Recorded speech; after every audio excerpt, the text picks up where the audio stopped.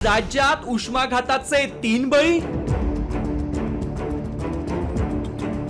9 जिल्ह्यांना उष्णतेचा जास्त धोका. महाराष्ट्र रेड झोन मध्ये. वाढत्या पाऱ्यामुळे महाराष्ट्र तापलाय. अगदी कोकणापासून ते विदर्भापर्यंत उन्हाच्या तीव्र झळांनी जीव कासावीस होतोय. सर्वाधिक 44 अंश तापमान असलेल्या अकोल्यात रिक्षामध्ये एकाचा उष्माघातानं मृत्यू झालाय. तर हिंगोलीत शेख रफिक शेख उस्मान या 30 वर्षीय तरुणाचा बस स्थानक परिसरात मृत्यू झालाय. वाशिम मधील नर्सरीमध्ये 45 वर्षीय व्यक्तीचा उष्माघातानं मृत्यू झाल्याचा अंदाज आहे. वाढत्या तापमानामुळे आरोग्य यंत्रणाही सतर्क झालीये. प्राथमिक आरोग्य केंद्र आणि ग्रामीण रुग्णालयांमध्ये कोल्ड रूम आणि पुरेसा औषध साठा उपलब्ध करून देण्यात आलाय. भरपूर पाणी पिलं पाहिजे.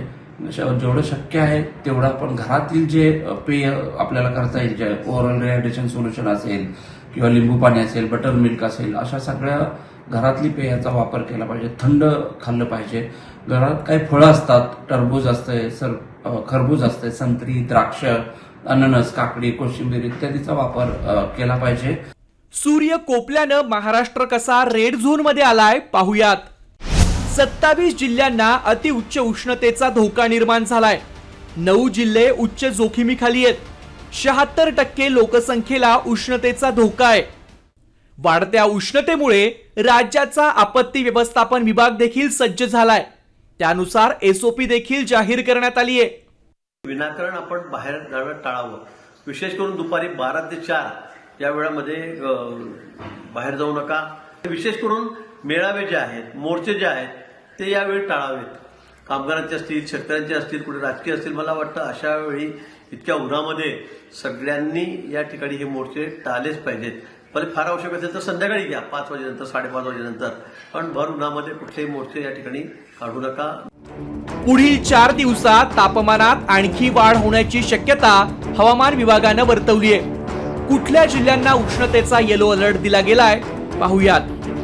पश्चिम महाराष्ट्रातील सांगली, सोलापूर, मराठवाड्यातील संभाजीनगर, जालना, परभणी, हिंगोली, तर विदर्भातील अकोला, अमरावती आणि वर्धा या जिल्ह्यांना उष्णतेचा येलो अलर्ट आहे.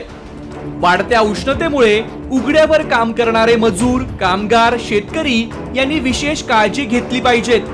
डॉक्टर आपल्याला नेहमी सांगतात, precaution is better than cure.